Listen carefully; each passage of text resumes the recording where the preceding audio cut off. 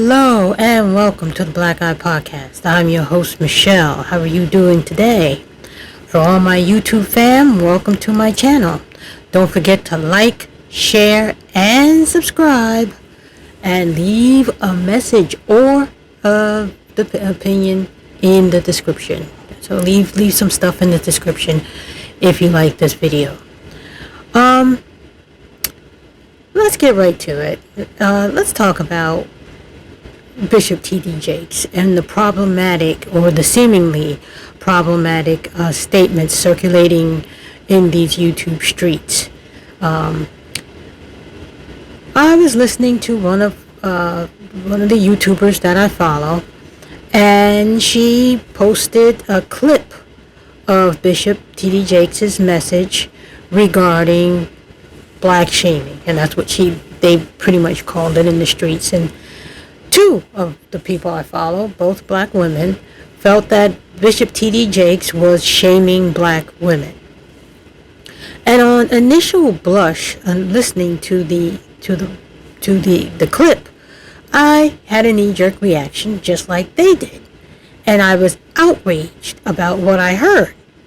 And then I remembered something. Well, before I remembered something, I really wanted to jump in and I wanted to talk about the Bishop T.D. Jakes, and I wanted to put my 2 cents into what he was talking about in the message. And so I made an effort to find the message. Lo and behold, the clip that had been circulating around these YouTube streets was not the clip. Was just a small snippet of a very big message. And so I had a question. Was the message, or was T.D. Jakes, the backlash against T.D. Jakes, that's what I'm trying to say, was the backlash against T.D. Jakes justified? Was it a justified backlash? So I set out to listen to the message myself, because I believe that if you're going to do something, people shouldn't tell you what to read in a book, and they shouldn't tell you, you should find out the truth for yourself. So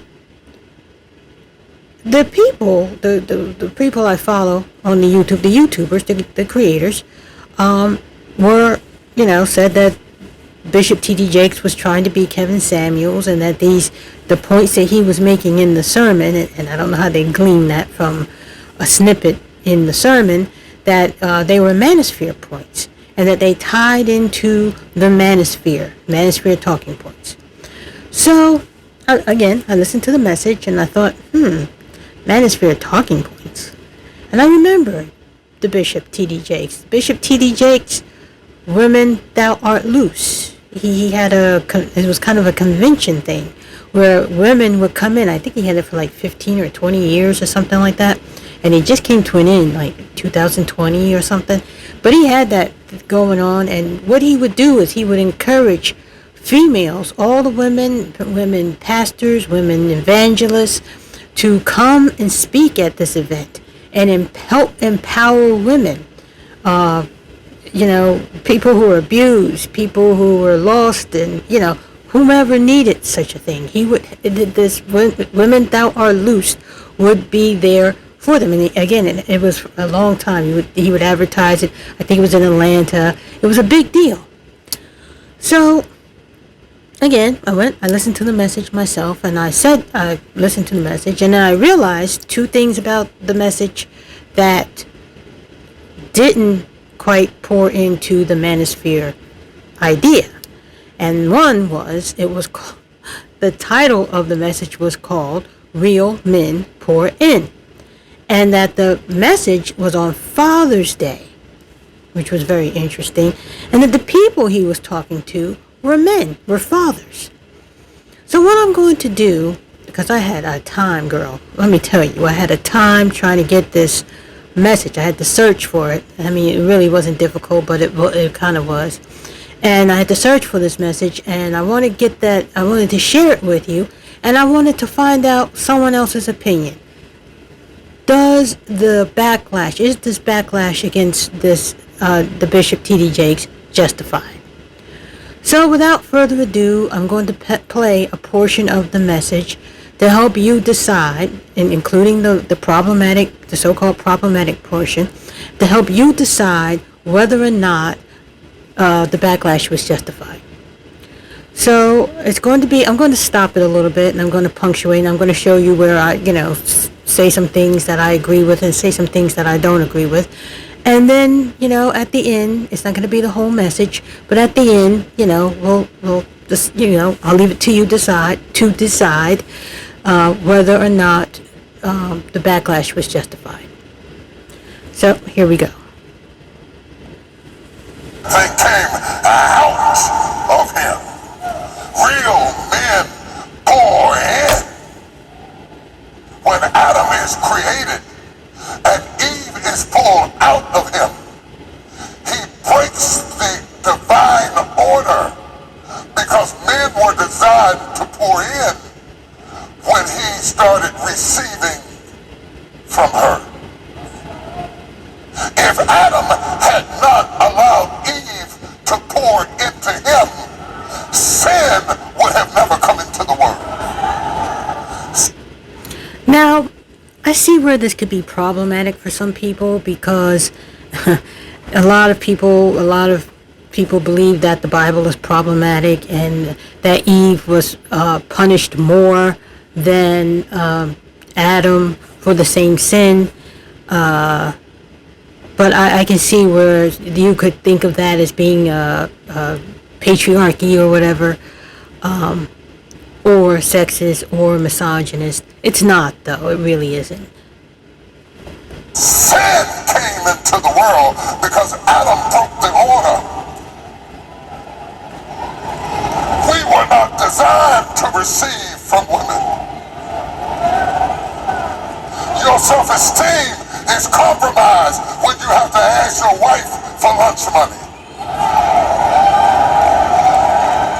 I'm not saying you gotta be rich. I'm not saying you gotta be famous. I'm saying that you have got to be the one who pours in, not the one who takes out.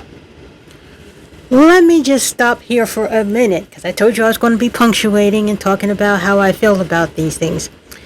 This right here, that sentence right there, is not a manosphere talking point. Okay?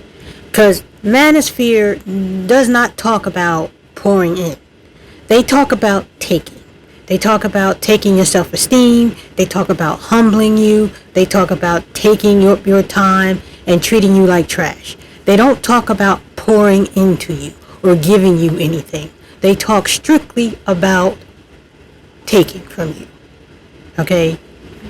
Humiliating you, treating you like trash. So this sentence right here, this part of the sermon right here, tells me that, we're not talking about manosphere talking points.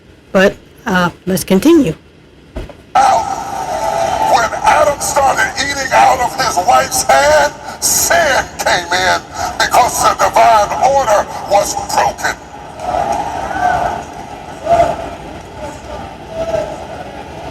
Are you hearing what I'm saying to you? And Adam all of a sudden has allowed the curse to come because he stopped pouring. Now this is interesting because usually when people talk about Eve, or ministers talk about Eve, preachers usually talk about Eve, they blame Eve for the sin coming into the world. They're quick to blame her. They're quick to put it on her. Oh, it was Eve. It was Eve. She did it, that nasty woman. But in this particular case right here, he's clearly talking about Adam. Adam was the one who allowed sin to come in, not Eve. Again, not a manosphere talking point, not a traditional preacher patriarchy talking point. Let's continue.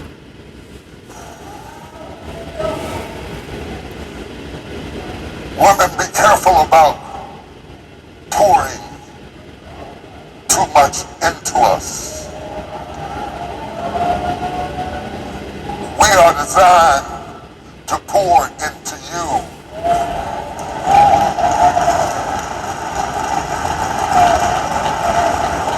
And you are designed to take what we pour into you and increase it and make it better. I like this part where he says, be careful. He says to women, be careful not to pour too much into us. So many times, and I've seen this and I've experienced this myself, and I'm certain that people out there, women especially out there, have experienced this, where you have given so much into the relationship and you haven't received the same energy in return. Therefore, you turn into a stark raving lunatic because you are running on empty and they are full, and you can't understand why giving to them or pouring out everything into the relationship and they're not returning anything. You don't understand why that energy isn't being returned. So I like this part. Again, this is not a manosphere talking point. This is not a patriarchy talking point. He's telling women, be careful. Do not pour too much into men.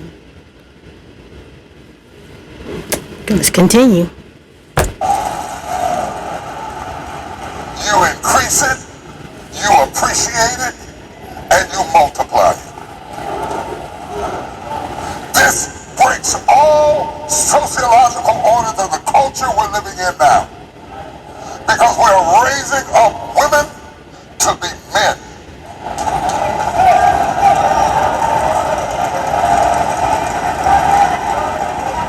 And you are not applauded for your femininity. You are applauded in the contemporary society by how tough, rough, nasty, mean, aggressive, hateful, possessive you are, and you are climbing the corporate ladder, but we are losing our family. Okay. This is the controversial statement circulating these internet streets. How women are not being celebrated or not being applauded for our femininity. And I see where women, and the knee-jerk reaction is, what do you mean we are not applauded for our femininity? He's really talking about, and we're not really, especially black women. We are always being considered, we're considered masculine, we're considered unattractive, we're considered undesirable. And I think what he said kind of maybe unintentionally fed into the manosphere thing here, because he's saying that we're not applauded for our femininity. He's not saying we're not feminine. He said we're not applauded for it. And, again, does this justify the backlash? That's the question. Let's see. I'm going to go back a little bit and too far back. Too far. Let's take it again. And I'll try not to talk so much. You are applauded in the contemporary society by how tough, rough, nasty, mean, aggressive, hateful, possessive you are, and you are climbing the corporate ladder, but we are losing our families. That's not why we're losing families. Women, again, let's continue.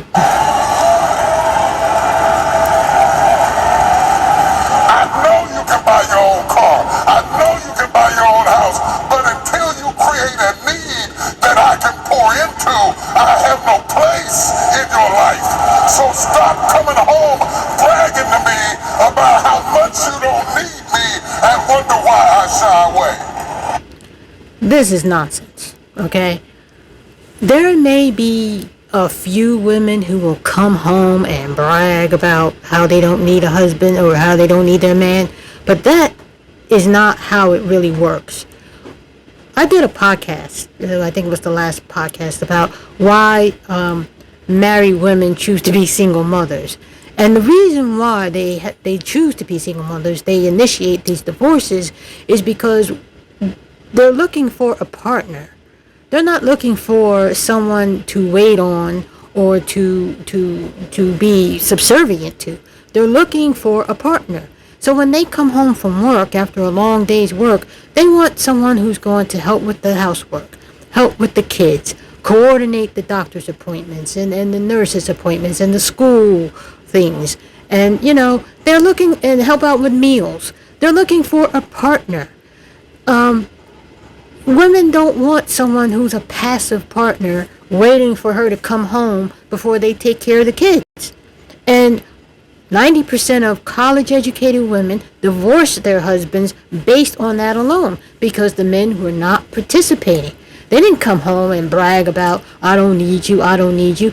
Men made them aware that they could do bad by themselves or they can do well by themselves, because the women who divorced these men ended up thriving.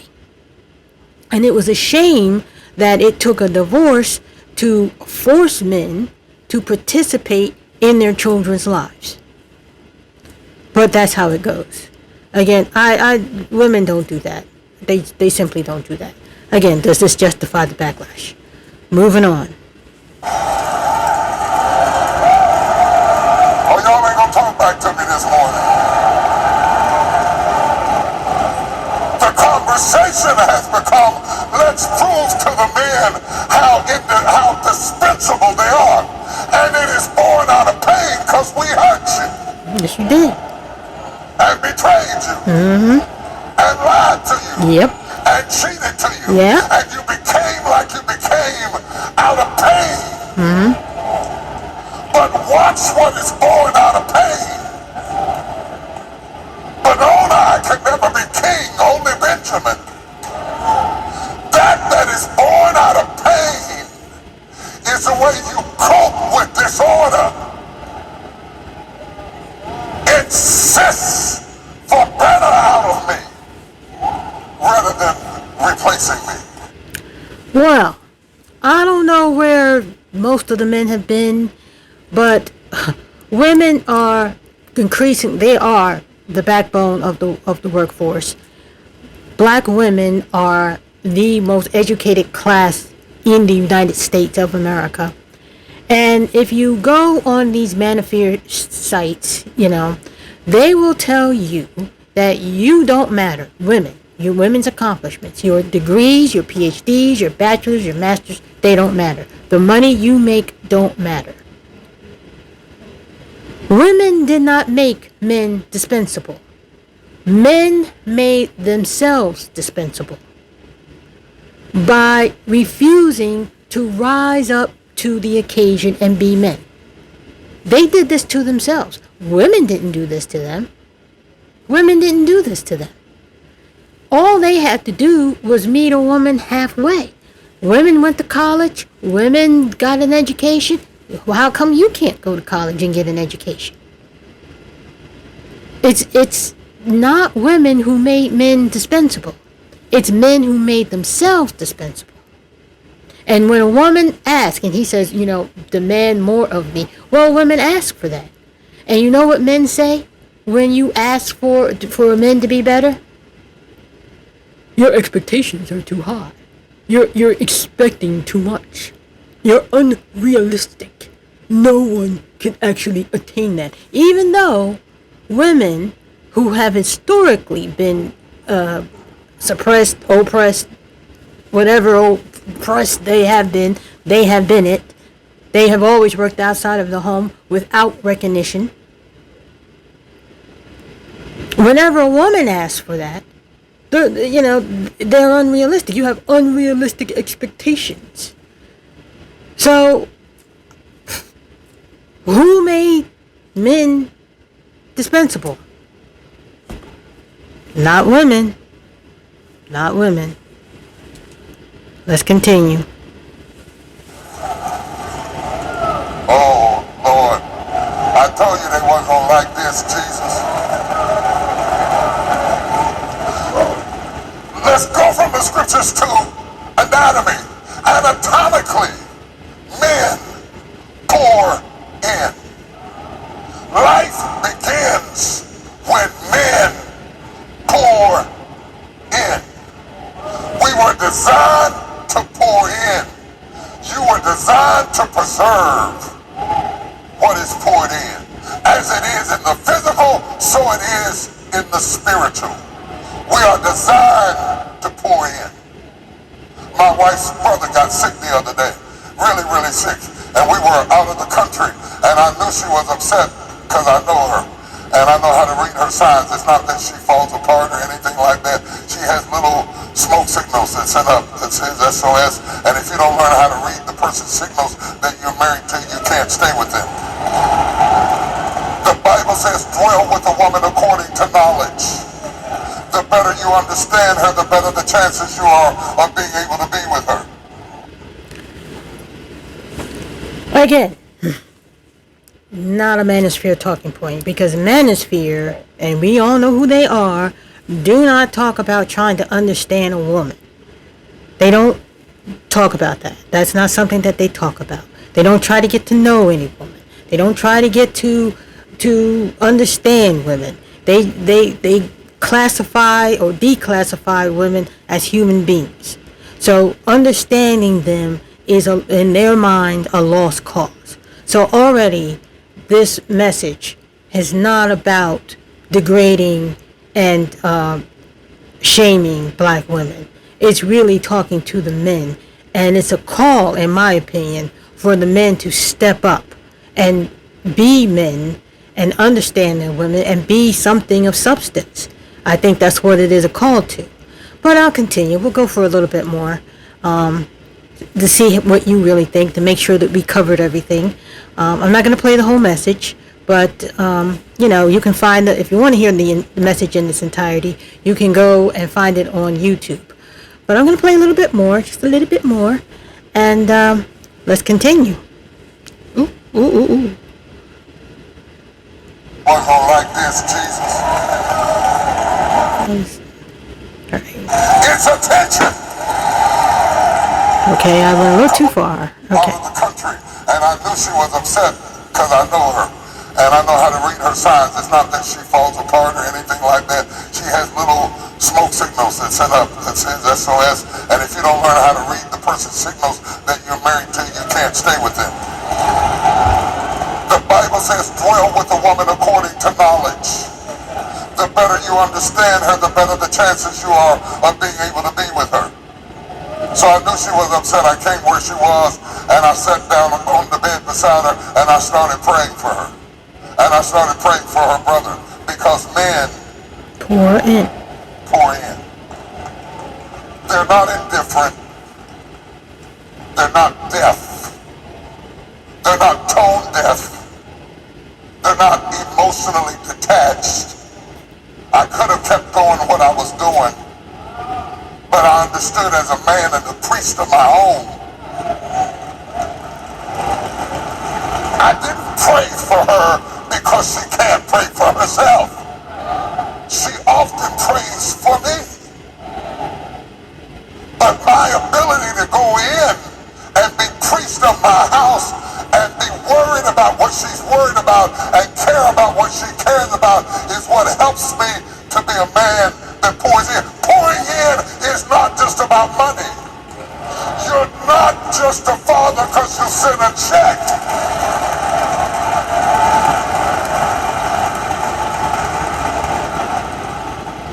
Let me do two things. I'm getting ahead of myself. First, there is a difference between being a good husband and being a good father. It is possible to be better at one than you are at the other. It is possible to be a better mother than you are a wife. That's why mothers ease up. Okay, so I'm going to.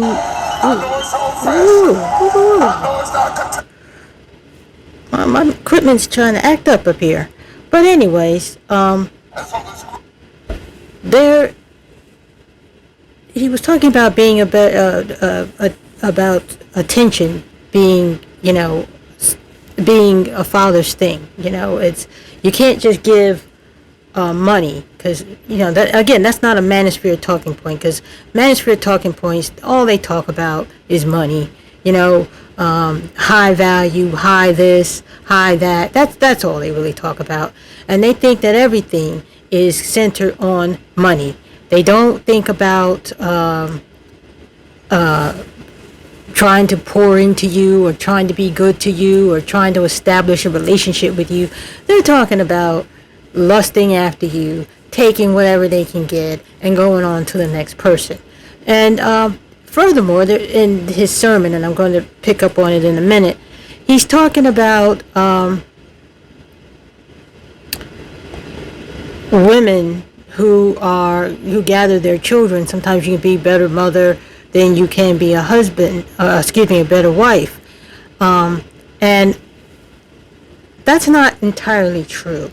I think, and I'm going to play that part if I can, women cling to their children when their marriages are failing because they're not happy usually with the marriage. Again, one of the reasons why they're not happy with the marriage is because they're overwhelmed, they're doing it alone, they're working, they're coming home and working again, and their day never stops, and they're expected to be wife, mother, superhero, Wonder Woman, whatever else is needed for the day, business partner, whatever. And one of the reasons why they cling to their children is because they feel that the children need a father or they need the family, and that is the only string that they have to cling to because the marriage in and of itself is failing. So that's one of the reasons why women may cling to the children. I am okay. Let's get back to the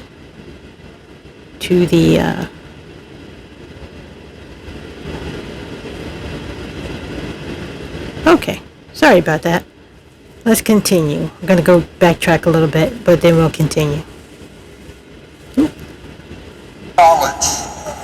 The better you understand her, the better the chances you are of being able to be with her. So I knew she was upset. I came where she was, and I sat down on the bed beside her, and I started praying for her. And I started praying for her brother, because men pour in. They're not indifferent. They can They're be. not deaf. They can be. They're not tone deaf. They can be. They're not emotionally detached. They can be. I could have kept doing what I was doing, but I understood as a man and a priest of my own. I didn't pray for her because she can't pray for herself. She often prays for me. But my ability to go in and be priest of my house and be worried about what she's worried about and care about what she cares about is what helps me to be a man that pours in. Pouring in is not just about money. You're not just a father because you send a check.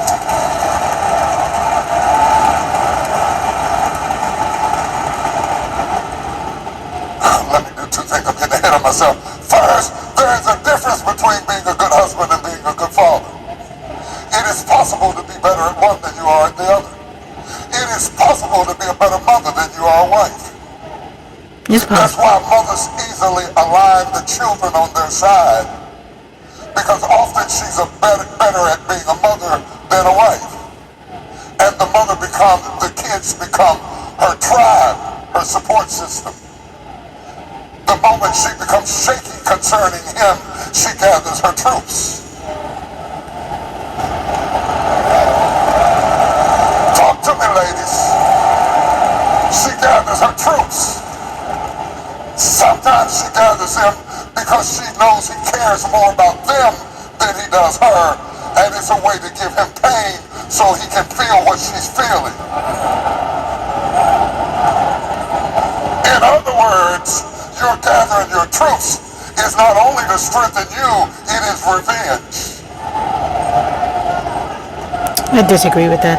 Since you took away what I love. It could be that in some cases, and there have been, yeah, that could be, and I have seen that happen. I'm not totally denying it, but for the most part, I don't see that as being entirely true. As a woman myself, and I've seen this with women genuinely, we want our children to know their fathers. We want we actually want the fathers to participate more in the children's lives, to care more about what's going on, to care about their nurses' appointments and their doctor's appointments and their schooling. We want the fathers to be involved. I don't believe on the whole that women are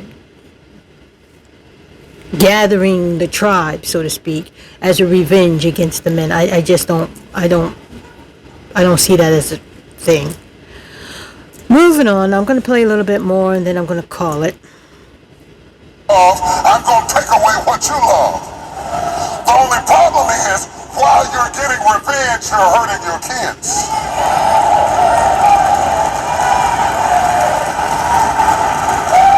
So you got the child support, but you didn't get the child support.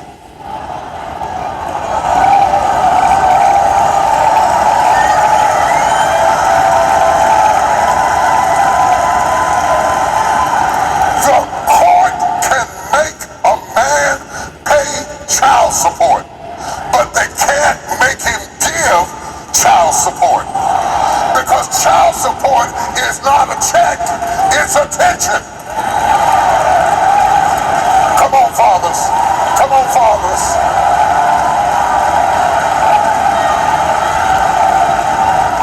Jesus does not discuss how the Father made him rich or famous. He talked about how the Father loved him. When you take the Father's love from the child, or the father doesn't know how to give love to the child outside of the woman, the child is damaged. Are you hearing what I'm saying? Let me get some water here. Okay, I'm going to call this a little bit. Let me get myself straightened out here. Women genuinely want the fathers to be involved in their kids' lives. That's a given. They try. I don't know how many times I have heard men say, I want to be involved with my baby's life, but I can't stand the mother. She's too much. And he, the rest of the message, the Bishop T.D. Jakes does talk about this. But fatherhood is about you making a sacrifice. Even if she is too much, even if she is angry, even if she's upset, you're supposed to swallow the bitter pill, bite the bullet, and take the time and the responsibility to be involved in your child's life. Because I used to stare at them. Like, I used to stare at the men, and I go, well, she didn't have the child by herself. I mean, she didn't. You were there. So, how are you going to stay away from your child because you can't handle the mother? But, and again, is the backlash justified with this message, with what you have heard? Is that justified? Because from what I heard, these are not manosphere talking points. This is not belittling or shaming black women. This is simply a man who is calling fathers to arms, to be fathers, to be men, to take responsibility, not to shame women. Anyway, that is my thoughts. That's what I believe. What do you believe? Do you believe the backlash is justified? Like, share, subscribe, leave your opinion in the description. Until next time, may God bless you, and bye-bye.